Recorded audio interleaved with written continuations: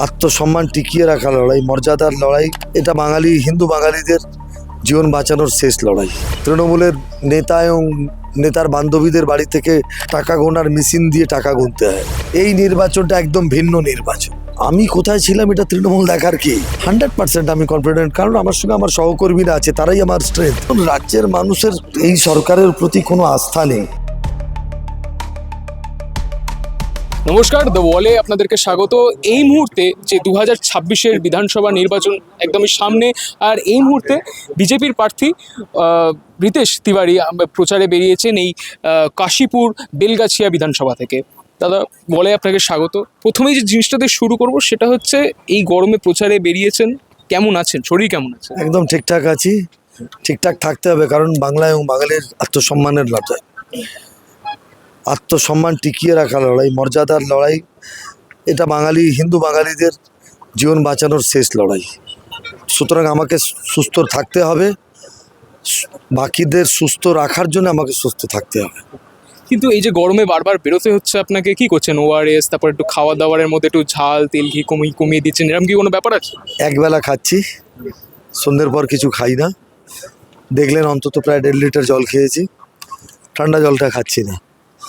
আপনাকে একটু গলাটা বসেছে, ঠিক আছে। আচ্ছা, এবার একটু পলিটিক্সে আসি। গতবারের বিধানসভায় আমরা দেখেছিলাম যে 56-56% ভোট পেয়ে অল ইন্ডিয়া তৃণমূল কংগ্রেস জিতেছিল, আর সেখানে বিজেপি 30% ভোট পেয়েছিল। এই যে 26%-এর যে ডিফারেন্স, সেটা কি আপনার সাথে চেঞ্জ হবে বলে মনে হচ্ছে? আপনি 2021-এ আছেন, এখন 2026, তারপরে আর একটা ভোট হয়েছে, তার নাম 2024। সেই ভোটে এই কেন্দ্রে ফারাকটা মাত্র 8,500 গিয়ে দাঁড়িয়েছে, এবং তারপরে এই কেন্দ্রে 62,000, প্রায় 62,000 এসআইআরে বাদ পড়েছে। ফাইনাল লিস্ট আগামীকাল 31 তারিখ আসবে। তো 2021-এর সাথে এই নির্বাচনে কোনো তুলনা হয় না। 2021-এর নির্বাচনের আগে মানুষ দেখেনি তৃণমূলের নেতা এবং নেতার বান্ধবীদের বাড়ি থেকে টাকা গোনার মেশিন দিয়ে টাকা গুনতে হয়। 2021-এর আগে তৃণমূল কংগ্রেসের প্রায় 5-7 জন জেলে গেছিলেন। 2021-এর পরে সাংসদ, বিধায়ক, মন্ত্রী মিলিয়ে প্রায় 20 জন তৃণমূল কংগ্রেসের জেল খেটে এসছে। এবারও জেল খাটা বেশ কিছু আসামি প্রার্থী। সুতরাং এই নির্বাচনটা একদম ভিন্ন নির্বাচন। অতীন ঘোষকে বিরোধী নেতা হিসেবে কত রেট করবেন? 10-এ কত মার্কস দেবেন? আপনার ক্যামেরাম্যানকে আমি অনুরোধ করব, এই পুকুরটাকে যাতে ঠিকঠাকভাবে সে দেখুক। রাত্রিবেলা হয়তো লাইট প্রপার না থাকার জন্য হয়তো পুরো গোটা পুকুরটাকে সে কভার নাও করতে পারে। আমি আপনাকে অনুরোধ জানাবো, একদিন দিনের বেলায় আসুন, দিনের বেলা এসে এই পুকুরটাকে দেখুন, তাহলে আপনি বুঝতে পারবেন যে অতীন ঘোষ শুধু এখানকার বিধায়ক নন। অতীন ঘোষ কলকাতা পুরসভার ডেপুটি মেয়র, এখানে কাউন্সিলর তৃণমূলের, এখানকার এমএলএ তৃণমূলের, এখানকার এমপি তৃণমূলের, রাজ্যের সরকার তৃণমূলের। কলকাতা শহরের প্রাণকেন্দ্র বিটি রোড, কলকাতা শহরের প্রথম, মানে উত্তর কলকাতার প্রথম বিধানসভা যদি এন্ট্রি পয়েন্ট থেকে দেখেন তো Kashipur Belgachia, pin code Kolkata 2। BT road থেকে 5 মিনিট ওয়াকিং ডিস্টেন্সে এই রকম পরিবেশ, এই রকম পরিস্থিতি যদি হয়, তাহলে আমি আপনাকে জিজ্ঞাসা করছি, আমি আপনার দর্শকদের উপরে ছাড়লাম যে এখানে মাননীয় বিধায়ক অতিথি বিধায়ক, কারণ তার শরীর, মন, হৃদয় সবসময় মানিকতলায় থাকে, তাদের কত নম্বর পাওয়া উচিত আমি আপনার অতিথিদের, আপনার দর্শকদের উপরের জন্য ছাড়লাম। আমি এখানে আরেকটা জায়গায় আসবো, সেটা হচ্ছে এই যে তৃণমূল কংগ্রেসের তরফ থেকে আপনার প্রতি যে অভিযোগ লাগানো হচ্ছে, বারবার যা বলছে যে আপনি এতদিন ছিলেন না, পার্টির থেকে সাসপেন্ডেড ছিলেন, এই বিষয়টাকে কীভাবে কাউন্টার করবেন? আমি কোথায় ছিলাম এটা তৃণমূল দেখার কি? যিনি বলছেন তিনি নিজেকে ভোটও দিতে পারবেন না। যিনি এই অভিযোগটা করেছেন, আমার মতো একজন সাধারণ বিজেপি কর্মীর বিরুদ্ধে স্টেটমেন্ট করছেন এলাকার বিধায়ক, কলকাতা ডেপুটি মেয়র। তৃণমূল যে ভয় পেয়েছে তার স্টেটমেন্ট প্রমাণ করছে। তৃণমূল ভয় পেয়েছে সেটা প্রমাণ করেছে গতকালের আমার প্রার্থী পদ ঘোষণার 7 দিনের মধ্যে যে শান্তনু সেনের সাথে আসনে বসবেন না সিদ্ধান্ত নিয়েছিলেন, যে শান্তনু সেনকে মেরে ঘরে ঢুকিয়ে দিয়েছিলেন, সেই শান্তনু সেনকে শুধুমাত্র নির্বাচন জেতার জন্য গতকাল তিনি দলে ফিরিয়ে নিয়ে এসেছেন। তো তিনি তো এটা বলছেন, তার মুখ চোখ, তার বক্তব্য, তার বডি ল্যাঙ্গুয়েজ, এটা বোঝা যাচ্ছে বাচ্চা মেয়েকে দিয়ে দিনভর প্রচার করাচ্ছেন। আমি চাই শিক্ষিত মেয়ে, ভালো মেয়ে, ইয়াং এনার্জেটিক, সে রাজনীতিতে আসুক, আমার তাতে কোনো আপত্তি নেই। কিন্তু একজন ডেপুটি মেয়র 5 বছরের এমএলএর নিজের কন্যা সন্তানের উপরে তাকে ভরসা করতে হচ্ছে, এটা থেকেই বোঝা যাচ্ছে তার অবস্থা কি। শেষ করার আগে একটা জায়গায় আসবো, সেটা হচ্ছে যে এই কাশীপুর বেলগাছি যে এই অঞ্চলটা, এটা যথেষ্ট মানে লোকজন অনেক বেশি, ফ্ল্যাট বাড়ি আছে, বস্তি আছে, সবার কাছে কি বার্তা নিয়ে যাচ্ছেন আপনি? দেখুন, আপনি যেটা দেখলেন এগুলোই আমরা বলছি। আমার বিধায়ক আমাদের অতিথি, 5 বছর আমরা তাকে যথেষ্ট সম্মানের সাথে আদর যত্ন সহকারে রেখেছি। এবার এলাকাবাসীদের কাছে, এলাকার ছেলে অপশান আছে, এবার আমরা এলাকার মানুষ সিদ্ধান্ত নিয়েছে তার শরীর মন হৃদয় যেখানে আছে সেখানে তাকে পৌঁছে দেওয়ার। আচ্ছা, এই যে ভোটের আগে আপনাকে পাড়ায় পাড়ায় প্রচারে বেরোতে হচ্ছে, স্বাভাবিকভাবে একটু স্ট্রেস তো হবেই, কিভাবে স্ট্রেসের সাথে মোকাবিলা করছেন? কোনো স্ট্রেস নেই, কনফিডেন্স আছে? 100% আমি কনফিডেন্ট, কারণ আমার সঙ্গে আমার সহকর্মীরা আছে, তারাই আমার স্ট্রেংথ। রাজনীতি টিম গেম, ব্যক্তিগতভাবে কোনো মানুষ কোনো পরিবর্তন ঘটাতে পারবেন না। 290, 91টা, 89, 90টা বুথ আছে, সেখানে আমি একা কী করতে পারবো? আমার স্ট্রেংথ আমার সহকর্মীরা, আমার স্ট্রেংথ আমার পার্টি, আমার নেতা নরেন্দ্র মোদী এবং আমার সহকর্মীরা।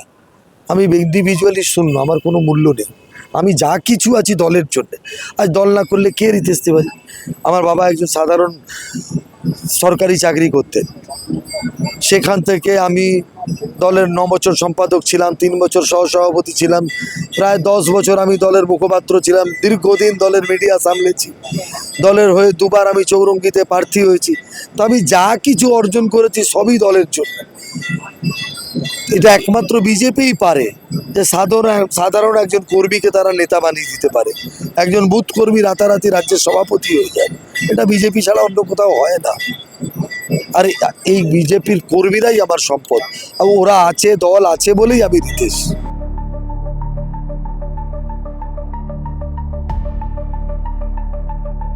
আচ্ছা, এই যে আপনি প্রচারে বেরিয়েছেন, রাস্তার তো এই অবস্থা, কি বলবেন? না, কনস্টিটুয়েন্সির এই অবস্থা। এই যে আপনি ভুল লোককে প্রশ্নটা করলেন। 5 বছর যিনি এখানকার এমএলএ আছেন, ঘটনাচক্রে তিনি কলকাতার ডেপুটি মেয়র, এখানকার কাউন্সিলর তৃণমূলের, এখানকার এমএলএ তৃণমূলের, এমপি তৃণমূলের, রাজ্যের সরকার তৃণমূলের। কলকাতা শহরের 2 নম্বর ওয়ার্ডে আপনি এই মুহূর্তে আছেন। যদি এই অবস্থা এখানকার হয়, তাহলে এখনও আপনি মোটামুটি যেখান থেকে হাঁটছেন এটা ঠিকঠাক রাস্তা, গলির ভেতরে ঢুকতে পারলে বুঝবেন মানুষের জীবনের অবস্থা কী। এরপরে আমরা যখন দাঁড়িয়ে এই অভিযোগগুলো করি, তখন তারা আমাদের বলেন আমরা অপপ্রচার করছি, আমরা কুৎসা রটাচ্ছি। এলাকার মানুষ সিদ্ধান্ত নেবেন, আপনার ক্যামেরা সাক্ষী, সত্যতা আজ নয় কাল উদ্ঘাটিত হবেই। ওটা কলকাতা এবং রাজ্যের মানুষ দেখবেন। আপনি যখন প্রচারে বেরোচ্ছেন তখন মানুষরা কি আশা নিয়ে আসছে, কি বলছে আপনাকে? দেখুন, রাজ্যের মানুষের এই সরকারের প্রতি কোনো আস্থা নেই, কোনো বিশ্বাস নেই। তারা তারা বুঝে গেছেন এই সরকার আর নেই। এই সরকার আক্ষরিক অর্থে কাগজে আছে, এই সরকার শুধু কাগজে আছে। এই সরকার কিছু দালাল পুলিশ অফিসারদের জন্য টিকে আছে। এই সরকার কিছু বেঈমান সরকারি কর্মচারীদের হাতে আছে, না হলে এই সরকারের মানুষের আস্থা নেই।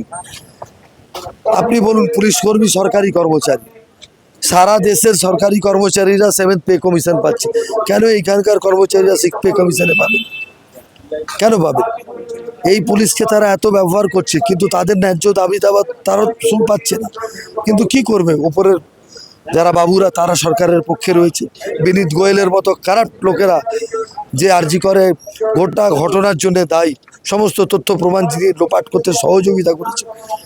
আজকে ওর মতো লোক সিপি, ওর মতো লোক IG law and order, the man who was the responsible for the destroying of law and order, যে মানুষটার জন্য গোটা কলকাতা 1.5 মাস রাস্তায় ছিল, যেই লোকটার জন্য গোটা কলকাতা সারা পৃথিবীতে কলঙ্কিত হলো, যে লোকটার জন্য আরজি করের মতো একটা প্রতিষ্ঠিত হসপিটাল এর উপরে লোকের আস্থা চলে গেল, সেই লোকটার জন্য রাজ্যের মুখ্যমন্ত্রী দাঁড়িয়ে চোখের জল ভাসাচ্ছে, নির্বাচন কমিশনকে গালি আপনি দিচ্ছে। যে দাদাকে হাতের কাছে পেয়েছেন কি বলবেন কিছু বলুন। দাদা একবার আমাদের সাথে আসবে এবার আমাদের এই মানুষ কথা বলছে, আমাদের পেয়ে গিয়ে গোটা এলাকা জুড়ে আপনি দেখুন, কথা বলুন। এই নির্বাচন বিজেপি লড়ছে না, এই নির্বাচন রাজ্যের মানুষ লড়ছে, এই নির্বাচন সাধারণ মানুষ লড়ছে, এই নির্বাচন সাধারণ মানুষের জয় হবে।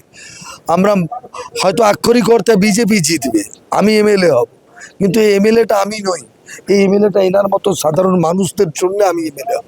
এটা এদের জয়, নিশ্চিত এদের জয় হবে। এই রাজ্যে কাশীপুর সহ গোটা রাজ্য জুড়ে বিজেপির সরকার গঠন হবে। আর ঠিক এইরকমই ভোট রিলেটেড আরও খবর দেখতে হলে চোখ রাখতে হবে দ্য ওয়াল নিউজে, কারণ খবর এখন এখানে। ক্যামেরায় রণদীপের সাথে আমি Soumyadeep, the Wall News, Kolkata.